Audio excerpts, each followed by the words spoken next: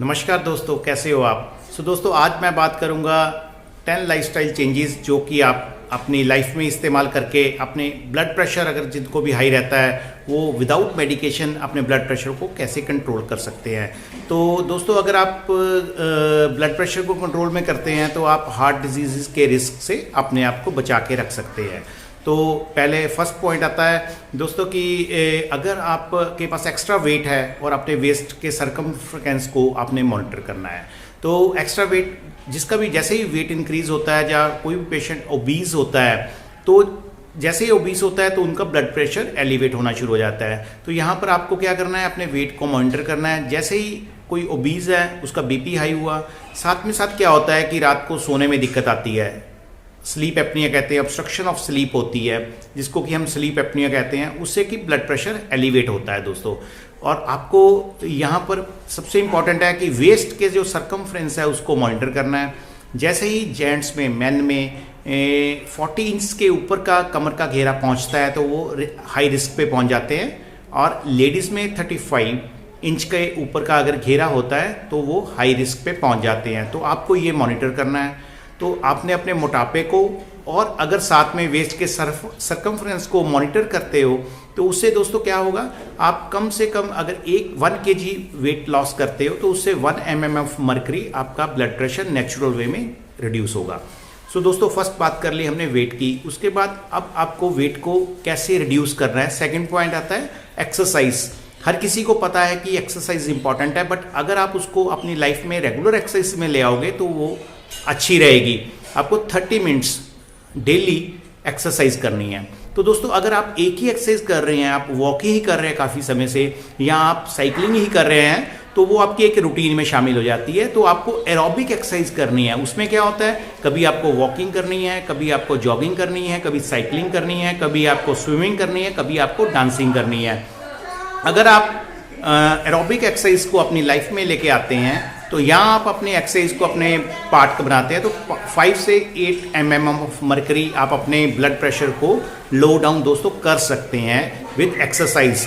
But आपको exercise के routine को कैसे फॉलो करना है, अगर आप ओबीज हैं तो आपको क्या करना है, एक लाइट एक्सरसाइज करनी है। उसके बाद आपने ब्रस्ट ऑफ स्ट्रेनस मतलब आपको टाइट स्ट्रॉन्ग एक्सरसाइज करनी है थोड़ी देर के लिए, फिर उसके बाद लाइट एक्सरसाइज करनी है। दोस्तों ऐसे करने से आप अपनी रेगुलर एक्सरसाइज करने से आप अपने ब्लड प्रेशर को नेचुरल वे में ठीक कर सकते हैं। दोस्तों हमने 2 पॉइंट्स तक आगे। उसके बाद थर्ड पॉइंट जो सबसे इंपॉर्टेंट पॉइंट है वो क्या है कि आपको डाइट कैसी लेनी है। तो दोस्तों हर किसी के लिए ये कॉमन होता है कि हमें डाइट लेनी है। हर किसी को पता है कि अच्छी डाइट क्या है, खराब डाइट क्या है। बट दोस्तों यहाँ पर मैं आपको एक सोल्यूशन दूंगा, मैं आपको एक सोल्यूशन प्रोवाइडर का काम करूंगा कि आपको अपनी डाइट को रूटीन में लेने के लिए आपको वो कौन से पैरामीटर यूज़ करने हैं जिससे कि आप अपनी डाइट को कंट्रोल में रख सकते हैं दोस्तों। तो दोस्तों डाइट में आपको वो चीज़ें खानी हैं जो कि आपके लिए डाइट के लिए बेनिफिशियल है, like whole grains, fruits, vegetables, low fat dairy products and very insufficient amount of unsaturated fatty acids. So दोस्तों अगर ये आप अपनी डाइट में शामिल करते हैं तो अगर आपको हाई बीपी रहता है तो आप 11 mm ऑफ मर्करी आप ब्लड प्रेशर को कम कर सकते हैं। सो दोस्तों इस अप्रोच को dietary approach to stop hypertension, जिसको कि बड़ी फेमस डैश डाइट भी कहते हैं। सो दोस्तों हमें डाइट का पता लग गया, हर किसी को पता है, आपको पता है कि आपको कौन सी डाइट खानी है, कैसे खानी है। बट दोस्तों यहाँ पर आप मेरी इस बात से सहमत होंगे कि कई बार हमें ये नहीं पता लगता कि हम इसको अपनी लाइफ में फॉलो कैसे करें। हम कुछ दिन के लिए कर लेते हैं बट उसको हम लॉन्ग टर्म के लिए अपने लाइफस्टाइल में रेगुलरली इंप्लीमेंट नहीं कर पाते। तो दोस्तों जो मैं आपको टिप्स देने जा रहा हूँ वो आपका एक लॉन्ग लास्टिंग आपको एक इंसाइट देगा जिसको आप अप्लाई करके अपनी लॉन्ग लास्टिंग और लंबे समय के लिए आप अपने डाइट के पैटर्न को, खाने के पैटर्न को परमानेंटली चेंज कर पाओगे दोस्तों। तो हियर कम्स द टिप्स। तो आपको ये चूज़ करना है दोस्तों कि आप कौन सी चीज़ खा रहे हो, कब खा रहे हो, क्यों खा रहे हो और कैसे खा रहे हो और कितना खा रहे हो। आपको ये मॉनिटर करना है आप क्या खा रहे हो, कब खा रहे हो, क्यों खा रहे हो, कितना खा रहे हो और आपको इसकी जरूरत क्यों है। और इसके लिए आपको दोस्तों क्या करना है, आपको एक फूड डायरी अपनी पॉकेट में रखनी है। ज़्यादा लंबे समय के लिए नहीं रखनी है, ओनली 7 to 8 डेज के लिए। आपने 7 से 8 दिन इसको फॉलो करना है। दिन में जो भी फर्स्ट चीज़ आपने खाई अपने डायरी में नोट करनी है, उसको फूड डायरी आपने उसका नाम देना है।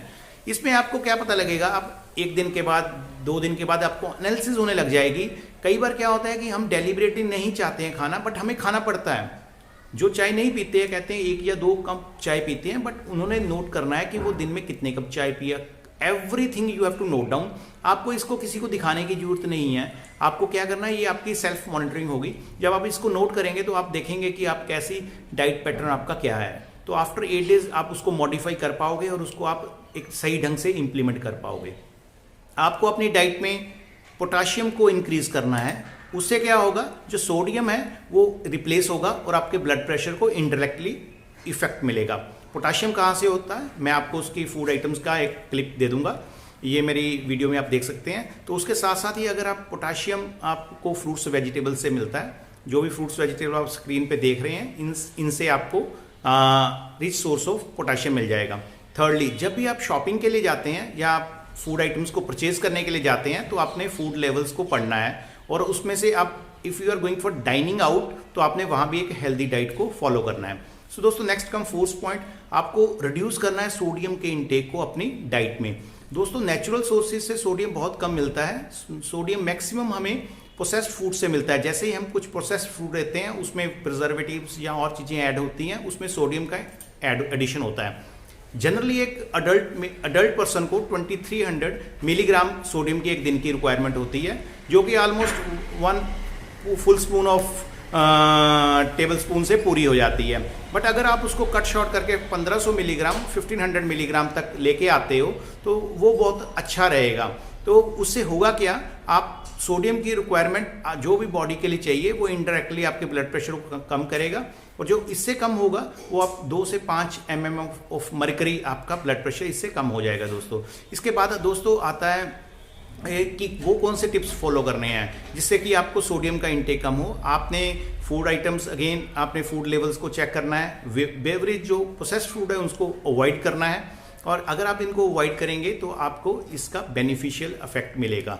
और आपने अपनी डाइट में धीरे धीरे सोडियम को कम करना शुरू कर देना है, नमक को कम करना शुरू कर देना है खाने में, और स्पाइसेस और हर्ब्स के साथ उसको रिप्लेस करना है। Over a period of time आपका टेस्ट डेवलप हो जाएगा और आप उस टेस्ट को इंजॉय करेंगे। 5th पॉइंट आता है दोस्तों, अगर आप अल्कोहल लेते हैं 60 ml से ज़्यादा आपको अल्कोहल नहीं लेनी है, उसके बाद वो beneficial effect to the blood pressure नहीं देती है।